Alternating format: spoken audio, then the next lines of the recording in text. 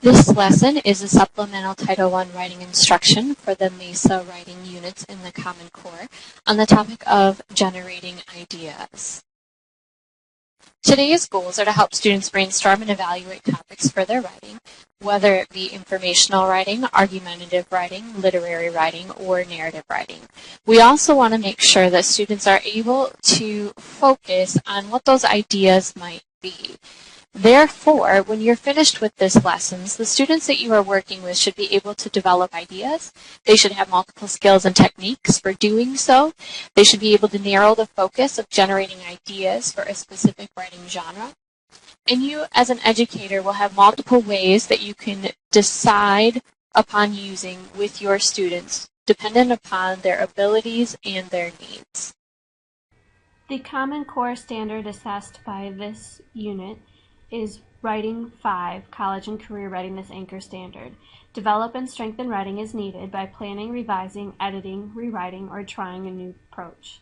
Specifically, this lesson will focus upon the idea of planning and trying a new approach. Ultimately, then, we are helping students realize that good writing starts with a solid idea about which to write. With that solid idea, students can then create a strong piece for the purpose and requirements of the writing assignment. Students must know that purpose already and the requirements in order to be able to narrow down their idea into a specific topic. Students often struggle with generating ideas, especially if they have learning disabilities.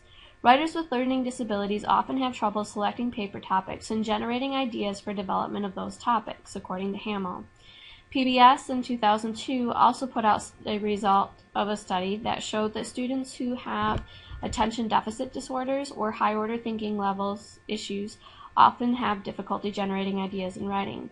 But sometimes we find that it's not just our students who struggle with learning disabilities who are going to have problems generating ideas. Sometimes too many ideas can prevent students from picking just one. We also need to help those students figure out how to narrow down their topics. In order to perform well on this lesson, students must have knowledge of the purpose of the writing assignment. Are you going to be working with an informational piece, an argumentative piece, or a narrative piece? Students must know this in order to be able to choose a topic that will best meet the requirements and the structure of that type of writing assignment. Students also need to be familiar with the writing workshop format, as many of the methods shared within this lesson require that independent and group working ability that is used within the writing workshop format. The materials you need will depend upon your technology accessibility and which method you choose to use. You may wish to have the image flashcards or a smartboard on which to view these, mind mapping software if your students have access to technology, or blank sheets of paper for students to draw maps upon, a mind map example if you're using the mind mapping technique, the students' writer's notebooks, a category die, or articles or short stories for students to read and draw ideas from. While you will probably not use each of the techniques that are presented within this lesson, the goal is to give you a variety of methods that you could use dependent upon the technology in your school or your classroom and upon the student. Make sure that when you are doing the modeling, you are modeling the method or methods that the students will be using so that they are familiar with that technique. One option would be to brainstorm together. You might take the die from the categories game and roll that to get a letter. Say, for instance, you roll the letter B. Then what you might do is use some type of a timer to set a minute to allow your group as a whole to brainstorm categories. You might need to throw in some ideas. You might have to throw out something like books or boys or baseball, looking at what starts with the letter B. If you don't have access to categories or you don't want to use something along those lines, you might have students make a list of things they think of when you give them a word. If you gave them the idea of food, then you might start getting the ideas of hungry, snacks, lunch, gross school lunch, pizza, favorite dinners, favorite candy, and so on. Again, set a timer to make sure that you're doing this within a shortened period of time. This is simply the modeling, and you'll want to move forward with the guided practice. You could also use flashcards. You can print these flashcards ahead of time, or you can show them on a screen, depending upon the technology you have access to. Both of these flashcards contain images that mean something to me.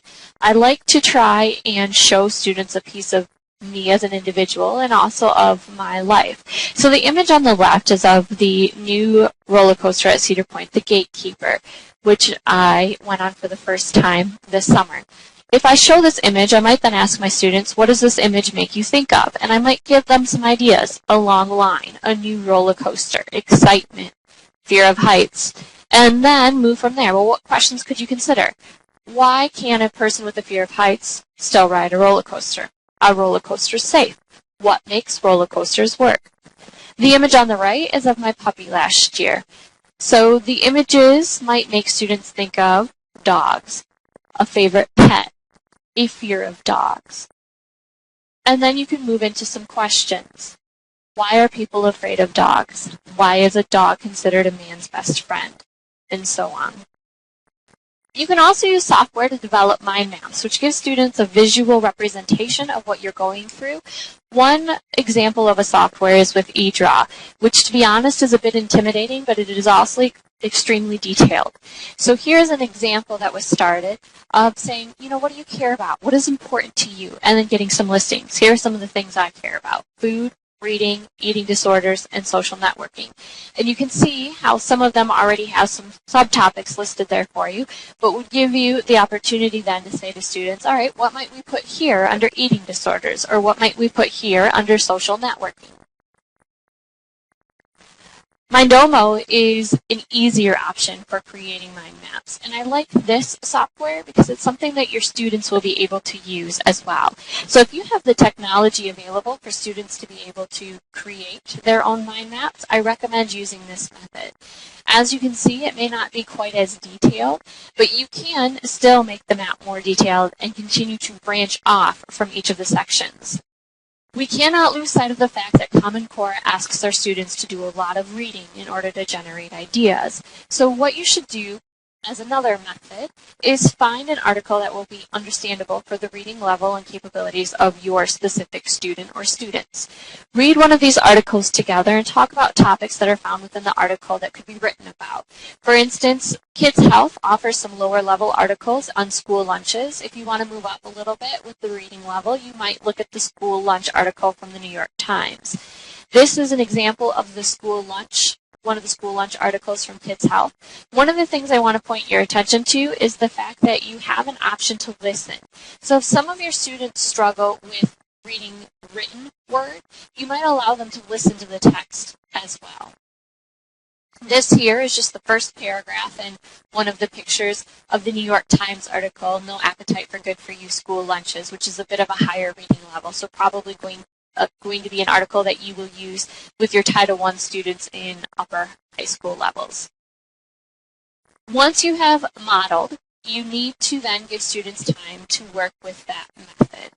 And what I love about the Readers and Writers Workshop is that as your students are working, you're able to go around the room and you're able to stop and conference with individual students. What is working well? What questions do you have for me?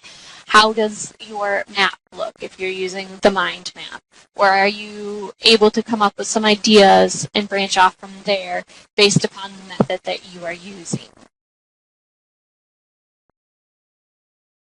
One thing to consider is that you can focus the generating ideas on the specific writing genre that you're using.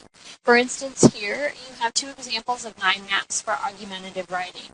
This one here on the left simply looks at controversial issues, and it starts looking at what's controversial in society, what's controversial at your school. You could say what's controversial within a church. So you could add more here. This one is focusing specifically on the idea of uniforms versus casual clothing in schools and gives students the opportunity to build off of already generated ideas for them. You could make a completely blank graphic organizer for your students and allow them to complete that for their independent practice. Here's a graphic organizer for you on the informational genre. This would just be looking at the idea of, for instance, in a grade 1 writing unit, our class play.